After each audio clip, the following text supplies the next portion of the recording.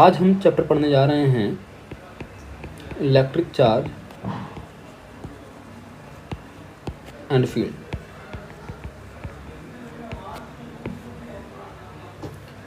जब electric charge and field की बात करते हैं तो सबसे पहले जो हमारा टॉपिक आया करता है दैट इज व्हाट, चार्ज। ये इलेक्ट्रिक चार्ज एक्चुअल में होता क्या है? Electric charge is nothing, it is what, property of matter. क्या है ये?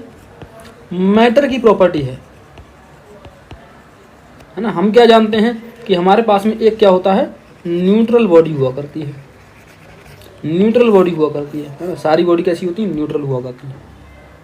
ठीक है। अब यही न्यूट्रल बॉडी अगर इलेक्ट्रॉन को गेन कर लेती कहीं से, अगर ये इलेक्ट्रॉन को गेन कर रही है, इसका मतलब क्या है? ये नेगेटिव चार्ज बॉडी बन गई। ठीक है। और यही न्यूट्रल बॉडी अगर इसने क्या कर लिया, इलेक्ट्रॉन को लॉस कर दिया, है ना। इलेक्ट्रॉन को क्या कर दिया? लॉस हो गया यहाँ पर, यानी इलेक्ट्रॉन इसने खो दिए, इलेक्ट्रॉन किसी को दे दिए, तो यहाँ पर ये जो बॉडी बन गई, ये बन गई क्या?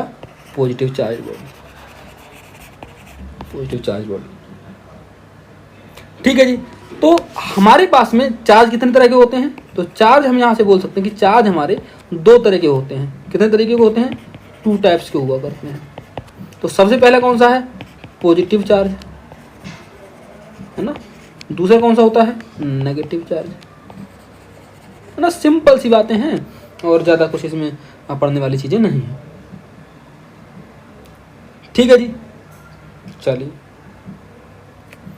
चार्ज की एसआई यूनिट की बात करें तो चार्ज की अगर मैं एसआई यूनिट की बात करता हूँ, है ना, चार्ज की अगर एसआई यूनिट की बात करता हूँ तो वो जनरली हुआ करती कूलम्ब्स, है ना। जो हम बातें करेंगे 12th क्लास में दैट इज कूलम्ब्स, है ना। सी से डिनोट करूँगा जिसको। ठीक है जी। इसको कई बार फराडे में भी फराडे में भी हम इसको यूज किया करते हैं ना, फराडे भी कहा करते हैं। तो ये लार्जेस्ट यूनिट हुआ करती है। कैसी हुआ करती है? लार्जेस्ट यूनिट ऑफ चार्ज, है ना। कितना होता है? 1F इज इक्वल टू पड़ा होगा 96500 कूलम। अगर मैं बात करूं smallest unit of charge, smallest unit of charge, तो वो हुआ करती है फ्रैंकलिन। क्या हुआ करती है? फ्रैंकलिन। ठीक है जी। स्पेलिंग थोड़ा सा देख लेना एक बारी, है ना। तो Franklin is nothing, it is what, smallest unit of charge. इतना ध्यान रखिए, ज़्यादा कुछ नहीं पूछा जाता है यहाँ से।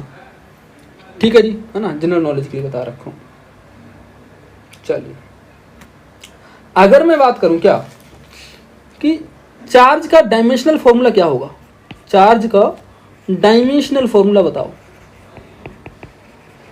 डायमेंशनल फॉर्मूला, तो dimensional formula is nothing, it is what, Q is equal to, मैं जानता हूं कि भाई साहब Q divided by T is equal to हुआ करता है I। ऐसा क्यों कर रहे हैं, है ना। चार्ज का कूलाम है तो कूलाम लिख सकते हैं, नहीं लिख सकते। डायमेंशनल फॉर्मूला में क्या हुआ करता है, हम सिर्फ और सिर्फ बेस यूनिट्स यानी फंडामेंटल यूनिट्स को ही हम क्या बोलते हैं, डायमेंशनल फॉर्मूला में यूज किया करते हैं। मास हो गया, लेंथ हो गया, है ना, टाइम हो गया, टेम्परेचर हो गया। केल्विन में टेम्परेचर को यूज करेंगे, सेल्सियस में यूज नहीं करेंगे। तो चार्ज को मैं यहाँ पर कूलाम के रूप में यूज नहीं कर सकता। किसके यूज में, किसमें यूज करूँगा? एम्पेयर में यूज करूँगा। किसमें यूज करूँगा? एम्पेयर में। तो एम्पेयर में यूज करने के कारण मैं चार्ज को कन्वर्ट कर रहा हूँ, यानी कूलाम को कन्वर्ट कर रहा हूँ एम्पेयर के फॉर्म में, है ना। बेस यूनिट तुमने पढ़ी होंगी 11th क्लास में, 7 बेस यूनिट्स हुआ करती हैं, यानी फंडामेंटल यूनिट्स 7 हुआ करती हैं। तो उन्हीं 7 फंडामेंटल यूनिट्स में ही हम डायमेंशनल फॉर्मूला को रिप्रेजेंट किया करते हैं। क्वेश्चन जब तक अपने आप नहीं बता दे कि वैसे डायमेंशनल फॉर्मूला को F की फॉर्मेट में लिखो, तब तक हम यूज नहीं करेंगे। हम सिर्फ बेस यूनिट के रूप में ही यूज करेंगे। तो Q I इक्वल क्या होता है? Q बाई T होता है। तो Q इक्वल क्या हो जाएगा? I इंटू T हो जाएगा। T क्या है? टाइम है यहाँ पर। I क्या है? करंट है। तो यहाँ हम जानते हैं करंट की एसआई यूनिट क्या होती है? एम्पियर हुआ करती है। क्या हुआ करती है? एम्पियर हुआ करती है। टाइम की क्या होती है? सेकंड हुआ करती है। तो इन दोनों को अगर मैं करूँगा तो that is what, ampere second. हाँ या ना, एम्पियर सेकंड। या फिर मैं बोल सकता हूँ एम्पियर सेकंड को क्या बोल सकता हूँ? Ampere time. तो AT जो हमारा हो जाएगा दिस इज व्हाट, Q की डायमेंशनल फॉर्मूला हो जाएगा AT। ठीक है जी। तो ये क्या है, डायमेंशनल फॉर्मूला, डायमेंशनल फॉर्मूला है ना। अब बात करते हैं properties of charges, properties of charges.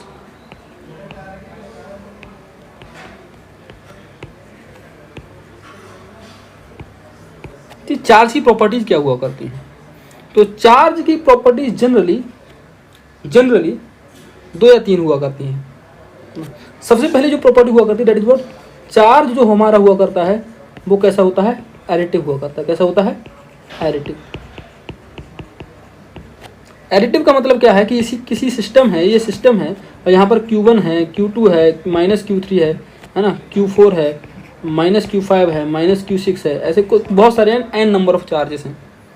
मुझसे पूछा कि भाई साहब इसमें इस सिस्टम का Qnet कितना होगा, क्या होगा, Qnet बताओ है ना, इस सिस्टम इस वाले बॉक्स का Qnet बताओ कितना होगा। तो मैं क्या करूँगा, सारी चार्जेस को मैं क्या कर दूंगा, ऐड कर दूँगा। Q + Q2 -Q3 + Q4 -Q5 -Q6 है ना, जो भी उसका मैग्नीट्यूड दे रखा हो मैं सारे मैग्नीट्यूड क्या कर दूंगा, सम अप कर दूंगा, वो हमारा क्या आ जाएगा, चार्ज आ जाएगा। क्यों कर रहा हूँ ऐसा, कि उस चार्ज को मैं जानता हूँ this is what, scalar quantity. कैसी क्वांटिटी है, ये स्केलर हुआ करती है चार्ज। तो चार्ज कैसा होता है, एडिटिव इन नेचर होता है। चार्ज कैसा होता है, एडिटिव इन नेचर।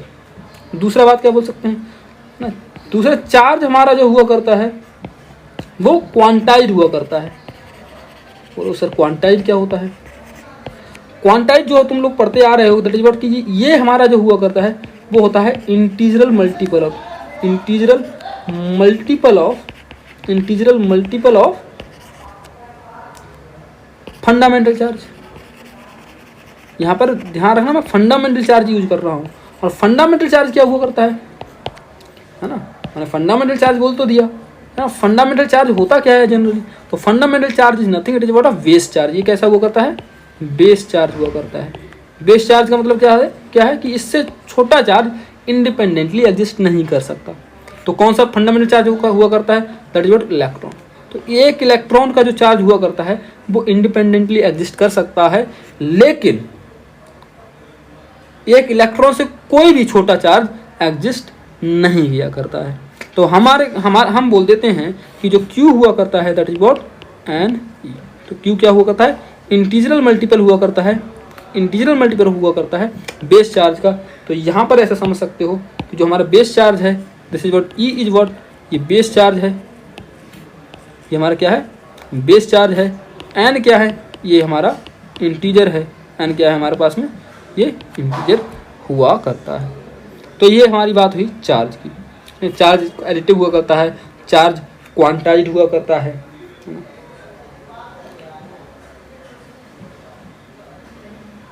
तीसरा पॉइंट हुआ करता है दैट इज व्हाट, कि जो चार्ज हुआ करता है वो ट्रांसफरेबल है। Charge is what, transferable. Transferable का मतलब क्या है, इसको हम ट्रांसफर कर सकते हैं एक बॉडी से दूसरी बॉडी की तरफ। चार्ज ट्रांसफरेबल है। हाँ, ये तीसरा पॉइंट हो गया। कौन सा पॉइंट हुआ, तीसरा ही पॉइंट है। हाँ जी, तीसरा पॉइंट होगा। बहुत सारे पॉइंट्स तो लिखना चाहो तो बहुत सारे पॉइंट्स लिख सकते हो। हाँ, तो चार्ज, चौथा मैं पॉइंट के फॉर्मूले में बोल सकता हूँ, जो चार्ज हुआ करता है तो charge is always come with mass.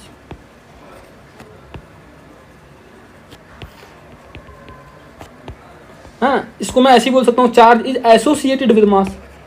Associated इस्तेमाल कर सकता हूँ, एसोसिएटेड विद मास ना। चार्ज, अगर मैं चार्ज की बात कर रहा हूँ तो चार्ज के पास में हमेशा कोई ना कोई मास होगा ही होगा।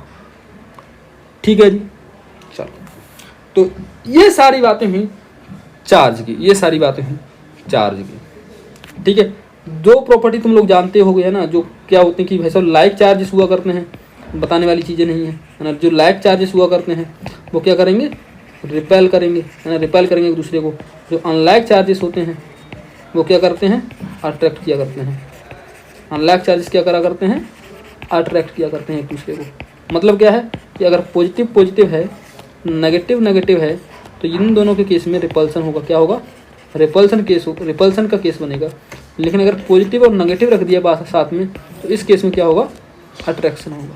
ठीक है। तो अट्रैक्टिव फोर्स लगेंगे, इन दोनों के बीच में क्या होगा, अट्रैक्शन होगा, नहीं चिपकना चाहेंगे। और इन दोनों केस में क्या होगा, रिपल्सन होगा, इन दोनों केस में क्या होगा, रिपल्सन होगा।